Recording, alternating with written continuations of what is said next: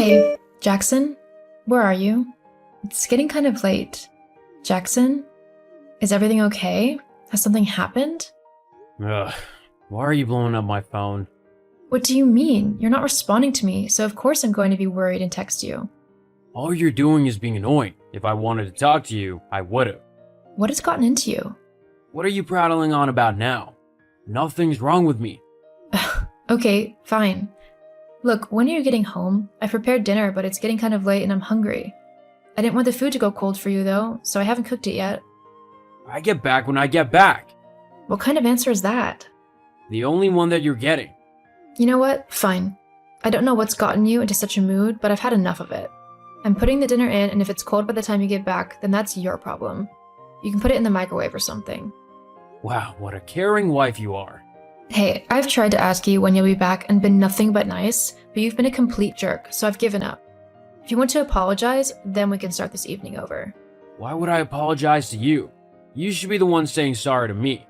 I'm your husband, and you should be doing whatever I say. That's what a good wife would do. Excuse you? You heard me. This isn't the first time you've acted out like this. I mean, this is the first time in ages that you even bother to cook. A good wife would do that daily, and would have it ready for when her husband got home, no matter what time it was.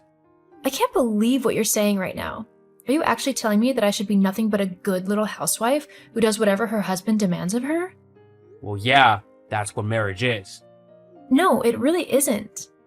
Of course it is. You made a vow that when we got married that you would honor and serve me like a good and obedient wife should.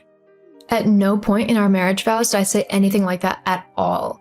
In fact, our vows promised that we would treat each other with respect and equality, that we would share our burdens and help each other in whatever we do in life.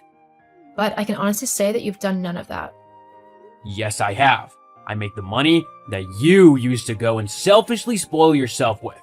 So you better be grateful, as I could just as easily take that money away. Then what would you do, huh? The least you could do is your wifely duties of housework and making sure everything is perfect for when I get back after a long, hard day at work. Ha, that's funny. You working hard? Last I heard, your boss was threatening to fire you, as you were performing well below target and your attitude with the customers was abysmal. Well, at least it was with a woman. Figures. Where'd you hear that? I have friends, you know. Well, it's not true. They're just trying to paint me out in a bad light, because they're jealous and intimidated by me. And anyway, you shouldn't be talking to other men. I'm your husband, and I'm the only one you should talk to. I'm not some possession. I am my own person, so I'll talk to whoever I want. And anyway, if you're not even going to come home, then why should I bother sitting around waiting for you? I see you need some time to reflect on your poor behavior. In that case, I'm leaving, and I'm taking the money I make with me. You'll not receive a dime off of me until you apologize for how you behaved to me. Oh no, what am I ever going to do without your constant moaning and sexist remarks? Just you wait. You will soon realize how much you need me and my money, and you will come crawling back to me. You just better hope I'm in the mood to forgive you. Ha! It's funny. The remarks you've made today have had me laughing more than I ever have since I met you. If anyone is going to be begging the other one, it's going to be you. And I know for certain I'm not going to be taking you back. We'll see. Have fun trying to survive when you can't pay the bills. Whatever. Hey Vaughn, are you there? Hey Thomas, what's up? I heard about you and Jackson. Are you doing okay?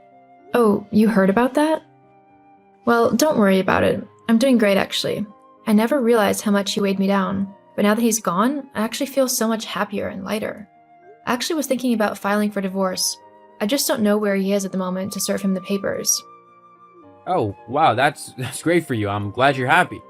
As for where Jackson is, he's actually crashing at his mom's place. When he left you, he came and told me about it. To be honest though, I'm glad you've realized what kind of guy he is. I mean, he wasn't so bad when we were kids, but he's definitely gotten way worse over the years. Tell me about it. Yeah, I've been trying to distance myself from him actually. I don't really want to have someone like him in my life anymore. I mean, who would want to be friends with someone so horrible? I know how you feel. I bet he's causing his mom grief as well, being at hers. Definitely.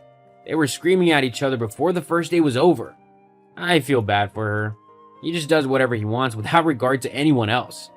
Not to mention the fact that he's broke and owes loads of people money, including me. Yeah, I've loaned him quite a bit over the years to try and help him pay the bills. I hate to break it to you, Tom, but Jackson doesn't pay the bills. I do. What? Yeah, I pay the mortgage and all the other bills as well. Jackson doesn't really contribute much to the house. He spends all of his money on drinking and gambling. What the? He said he needed it to support you because you were paid very little at your job. I didn't want you to suffer, so I helped out. That's very sweet of you, Tom, and I'm sorry that he lied to you about it. I actually earn a lot more than Jackson, so I was never in trouble. Well, I'll be demanding my money back from him ASAP. Don't be afraid to get the courts involved either. I'm sure they could help you. But I think we should get our own back as well. For all the horrible things he said and done to us.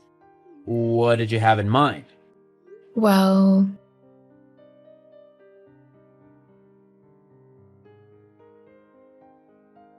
Hello, Yvonne. I know it's been a while since you last heard from me.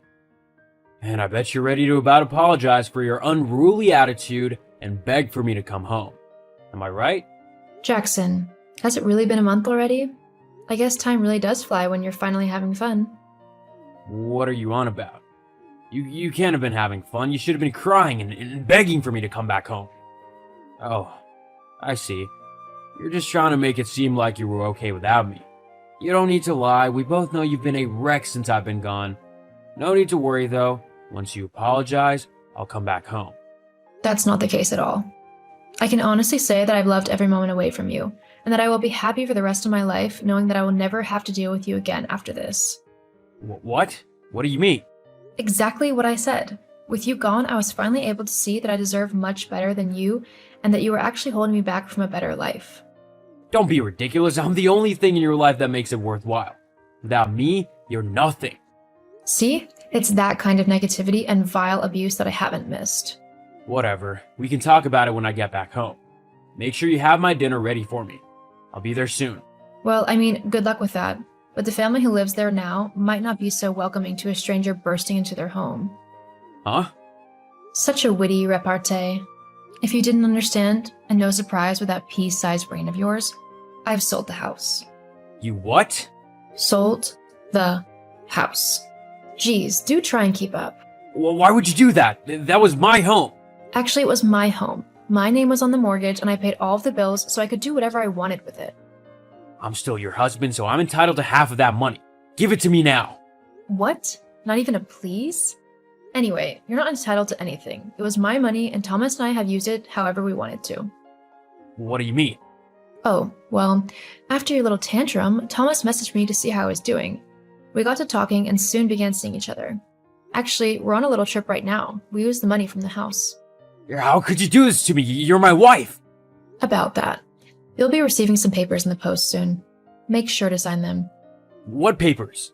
They're divorce papers. I finally had enough of you and I never want to see you again. You're a petty, sexist, and small man whose only joy in life is demeaning those around you.